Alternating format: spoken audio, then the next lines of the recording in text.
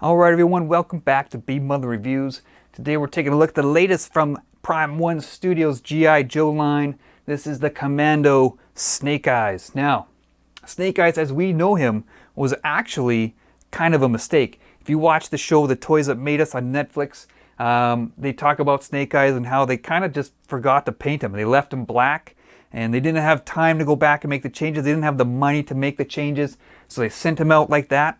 And little did they know, he would become one of the most iconic figures of the entire line. I mentioned he's a commando. He's an expert with all small arms, so you get those options here. I call this the commando look.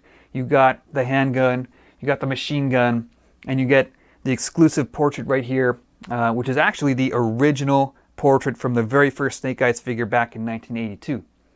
But this is not the look of Snake Eyes that I think of or I picture when I hear the name.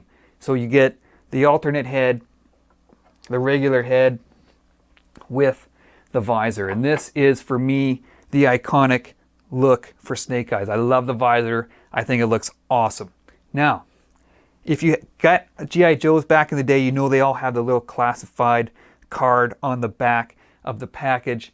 On Snake Eyes, he is described as a master of edged weapons. So, this statue would not be complete without a sword for each hand, and the swords are metal, so this is some high quality weaponry you get. And the sword on his left hand actually has the little Ninja Clan symbol down near the base, which is very cool. So Snake Eyes, also an expert in over 12 different martial arts disciplines, so that kind of makes him into a ninja, I guess, which is too bad because ninjas suck.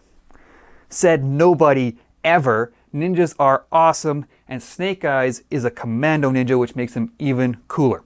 Now, Snake Eyes would not be complete without his companion Timber, and Timber also has a switch-out head. So we'll take this one off with the open mouth, and we'll go with this snarling look here. Now, this combination is my personal favorite. This is how I would display the statue, but you get lots of options. You can combine different looks as you please. So this statue, love the size of Timber. I mean, look how big he is. I love the fur on him as well. I mean, this is a big, deadly looking animal. This is the big bad wolf right here. Timber looks great. Snake Eyes, he looks really good too. Prime 1 Studio, known for all kinds of detailing and texturing. Well, you get all of that here. Nice texture across the suit. You get the grenades across the chest, the pockets and pouches. What commando would be complete without tons of pockets and pouches? Don't care what's in them because they look cool. Now, you turn him around here, more grenades on his belt. You got another machine gun hanging there, the sword sheaths. He's got another handgun strapped to his thigh. Very, very cool piece. I think it turned out really, really good. It's a very heavy statue, so be careful with where you put it. Make sure your shelves are nice and strong for it. Packaging was nice. I like when they wrap it in that silky type material. I think that really helps protect the paint when it's packaged up. So nice job from Prime 1 there. I do have a few minor gripes with this statue.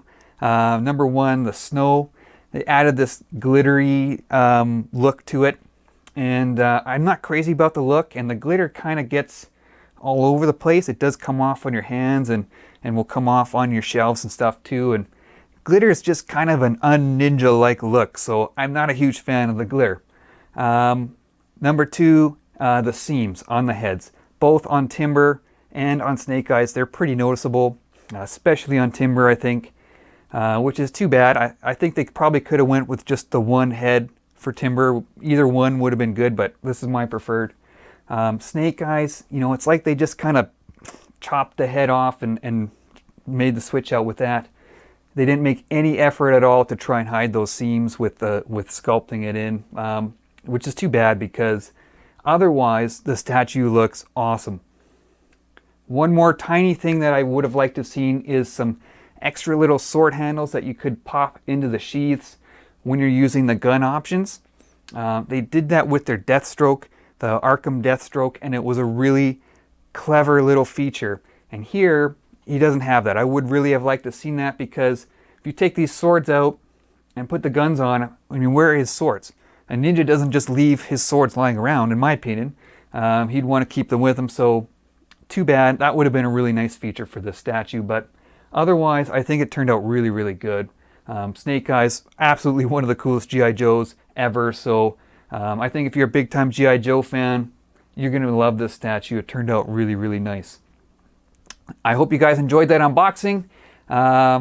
Plenty more coming on the channel, so always stay tuned to the channel, and we'll talk to you guys soon.